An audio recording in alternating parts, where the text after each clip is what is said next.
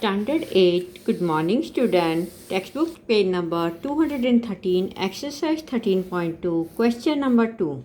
In a television game show, the prize money of rupees 1 lakh is to be divided equally amongst the winners. Complete the following table and find whether the prize money given to an individual winner is directly or inversely proportional to the number of the winners. See this, if the number of the winners are increased, then the price of each winner it is decrease. 1 lakh rupees 1 person को देना है तो पूरे मिल जाएगा 1 लाख। अभी 2 लोगों को बांटना है तो वो कम हो गए 50,000 हो गए। 4 को बांटना है तो 1 लाख डिवाइडेड 4, 5 पर्सन तो 1 lakh divided 5 means if the winners are increase then this amount is decrease. Okay, बहुत ही ईजी है, मेंटल मैथ्स का सम है, पर इसको राइटिंग में किस तरह से लिखते हैं वो अच्छे से समझना है अभी आपको। Let's start. Here, more the number of the winners, less is the prize money for each winner. So it is the inverse proportion. x1 y1 is equal to x2 y2 is equal to x3 y3, x4 y4, x5 y5, x6 y6 and x7 y7। देखो पूरा table हमारा जहाँ तक है ये देखिए, वो table देखिए, ये x1, x2, x3, x4, x5, x6, x7। तो इसलिए इन्वर्स प्रोपोर्शन है, means all are equal. So x1 y1 is equal to x3 y3। तो x3 कितना है ये देखिए, ये x3 4, x5 x4 5, x5 8। देखिए तो y3 करेंगे तो 1 लाख डिवाइडेड 4। अभी y4 फाइंड आउट करना है तो 1 लाख डिवाइडेड 5। y5 करना है फाइंड आउट तो 1 lakh divided 8, 1 lakh divided 10 and y7 means 1 lakh divided 20। तो ये देखिए आपका आंसर, और ये रहा पूरा टेबल। 4% गेट 25,000, 5% गेट 20,000, 8% 12 लाख 500, 10% 10,000, 20% है विनर, 20 लोग हैं विनर तो 5,000 रुपीज़ ईच विल गेट। देखिए कितना ईजी है, इनवर्स प्रपोर्शन है बस आपके पास, और इसको इस तरह से 1 लाख से नंबर ऑफ द विनर्स आप डिवाइड करना है, then you will get the amount. Okay, now go to question number 3।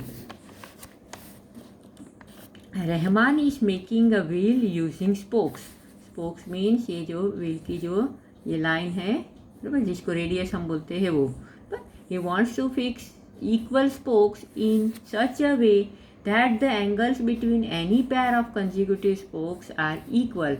Help him by the completing the following table. Spokes means ये जो तार है, लाइन बनाई है, रेडियस बनाई है, मीन्स वो 4 स्पोक फिट कर रहा है तो 90 डिग्री का एंगल है।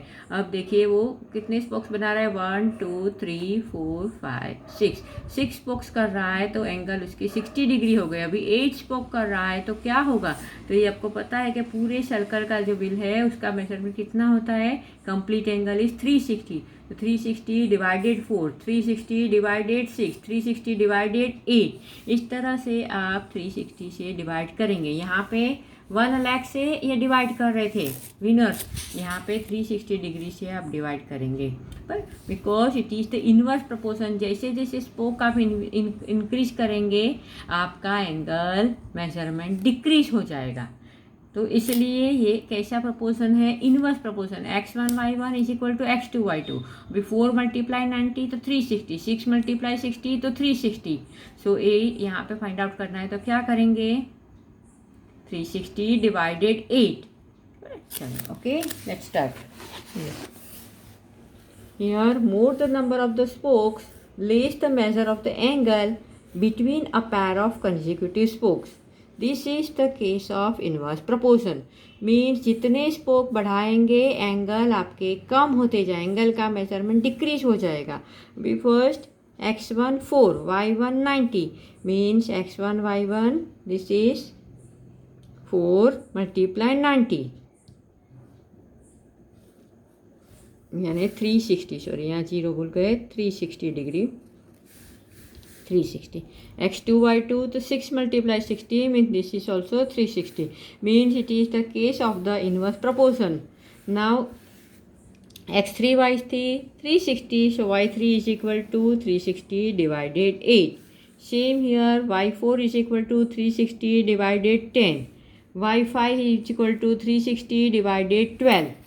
देखिए आपका आंसर 360 से डिवाइड करेंगे 45, 360 से 12 डिवाइड करेंगे 30, 360 divided 10 36. Now this table is complete. देखिए यहाँ तक आपका टेबल कंप्लीट हो गया. Now number 2.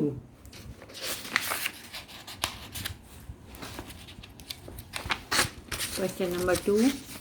Are the number of the spokes and the angle formed between the pair of consecutive spokes is in inverse proportion? Yes, it is inverse proportion, जो हमने अभी first answer कर लिया. Inverse proportion है, इसीलिए देखिए ये answer आपका x1 y1 x2 y2 दोनों आंसर 360 आए. और वो 360 का बेनिफिट लेके हमने ये y4 y3 ये सब हमने फाइंड आउट किया. तो ये फर्स्ट आंसर हमने ऑलरेडी कर लिया. Second answer, calculate the angle between a pair of consecutive spokes on a wheel with 15 spoke. अब देखिए स्पोक कितने हैं 15, तो एंगल आपको फाइंड आउट करना है. मीन्स ये जो आपका x1 x2 x3 x4 x5 अब x6 में 15 स्पोक्स आपको दिए हैं, तो ये एंगल आपको फाइंड आउट करना है. बट तो सेम इसी तरह से x6 15, तो y6 question marks, x6 y6 360 क्योंकि इनवर्स प्रोपोर्शन है. बट तो आपका answer y6 is equal to 360 divided 15, तो ये आएगा 24 डिग्री. 15 स्पोक्स है तो between, if spokes are 15 then angle between them is 24 degree. Okay. Now number 3, how many spokes would be needed if the angle between a pair of consecutive spokes is 40 degree. देखिए यहाँ पे angle दिया है 40 degree और number of the spokes find out करना है. Means आपके पास y7 है पर x7 फाइंड आउट करना है. Means number of the spokes आपको नहीं पता है, तो नंबर ऑफ द स्पोक्स आप नहीं पता है इसलिए आप उसको x7 ले सकते हो या number of the spokes n लेते हो, जो भी लेना है n लो या x7 बस जो भी. तो x7 y7 is equal to x1 y1, या फिर n मल्टीप्लाई 40 तो 4 मल्टीप्लाई 90 कहाँ से आया, तो ये x1 y1 but x7 y7 is equal to x1 y1. पर इस तरह से कंपैरिजन करते हैं तो आपको आंसर मिलेगा. अभी n multiply 40, n find out करना है, ये 40 डिवाइड में जाएगा. The number of the spokes would be needed is 9. देखो एंगल 40 डिग्री है तो कितने स्पोक्स बनेंगे, 9 स्पोक्स बनेंगे. ओके. तो देखिए ये क्वेश्चन नंबर 3 आपका कंप्लीट हो गया. पहले सारे एंगल्स आपने फाइंड आउट कर लिए, फिर टेबल में अरेंज कर लिया. अभी आपके पास 15 स्पोक्स है तो आपको एंगल फाइंड आउट करना है. दूसरा में क्या है, angle between 2 spokes is 40 degree है, तो आप number of the spokes find out करेंगे. तो ये रहा आपका answer. Now the next question. If a box of the sweets is divided among 24 children, they will get 5 sweets each. देखो 24 students है, चिल्ड्रन है और उनको 5 स्वीट्स देना है. एक एक को मिल रही 5. How many would each get if the number of the 4 children is reduce by the 4. देखो 24 चिल्ड्रन है तो 5 स्वीट्स मिल रही है. अभी स्टूडेंट्स चिल्ड्रन कम हो गए, 4 कम हो गए मीन्स 20 हो गए, तो सबको कितना स्वीट्स मिलेगा, तो स्वीट इज इंक्रीज. खाने वाले कम हो गए तो खाना सबको ज़्यादा मिलता है, ऐसा है. तो यहाँ पे इनवर्स प्रोपोर्शन है. ये देखिए number of the children x, number of the sweets y. x1 24 y1 5. x2 कैसा है 24 माइनस 4 रिड्यूस हो गए तो 20 एंड y2 आपको क्वेश्चन मार्क फाइंड आउट करना है. Here if the number of the children decrease then the number of the sweets each get will increase. देखो children decrease तो स्वीट इंक्रीज, तो this is the case of inverse proportion. x1 y1 is equal to x2 y2. So 24 multiply 5 is equal to 20 multiply y2. So y2 is equal to 24 multiply 5 divided by the 20. So thus each child will get 6 sweets. सबको 6 sweets मिलेगी. Okay. Now question number 5. A farmer has enough food to feed 20 animals in his cattle for 6 days. देखिए इसके पास कितना food है, 20 animals को 6 days तक चले इतना.